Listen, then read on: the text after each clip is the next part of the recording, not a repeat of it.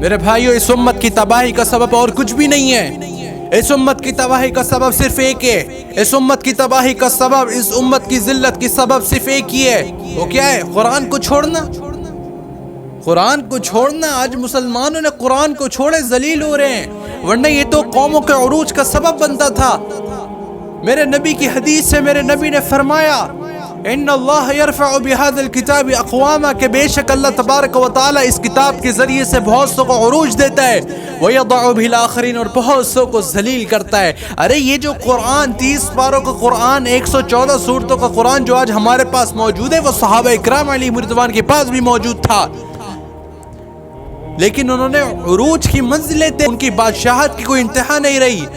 اور آج یہ قرآن ہمارے پاس موجود ہے، اس کے باوجود آج ہماری ذلت کی کوئی انتہا نہیں ہے. کیوں؟ قرآن کو چھوڑ دیا. قرآن کو چھوڑ دیا. آج لوگوں کی عمریں 50 60 سال ہو جاتی ہے، لیکن ان کو یہ نہیں پتا کہ قرآن میں لکھا ہوا کیا ہے. ان کو یہ نہیں پتا کہ قرآن ہم سے کیا کہہ رہا ہے. واقعی واللہ لوگ جاتی، ان کو نہیں پتا کہ قرآن میں کیا لکھا ہے. انہوں نے دنیا جھار شیکسپیئرز کے ناول پڑھے، اس نے لیلا مجنوں کے اس نے ناول پڑھے، سب پڑھے، عاشقی معشوقی کے ڈرامے دیکھیں ان 50 60 سالوں میں، لیکن اس کو یہ نہیں پتا کہ قرآن میں لکھا ہوا کیا ہے. پھر اس کا قرآن کس لیے ہوگا؟ تیجے سویم کے لیے ہوگا. دلہن کو اس کے سائے میں سے رخصت کرنا، یہ صرف اسی کام کے لیے. قرآن اس کیا ہوگا؟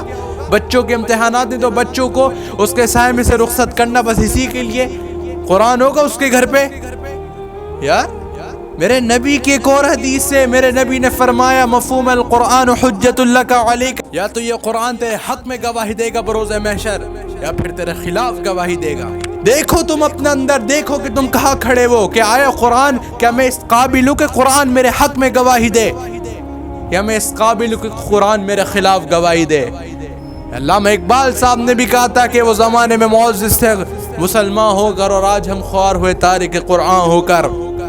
گویا کہ اقبال بھی بتانا چاہ رہا ہے کہ آج مسلمانوں کی تباہی کا سبب اور کچھ بھی نہیں ہے، صرف قرآن کو چھوڑنا ہے، قرآن کے احکامات کو چھوڑنا ہے.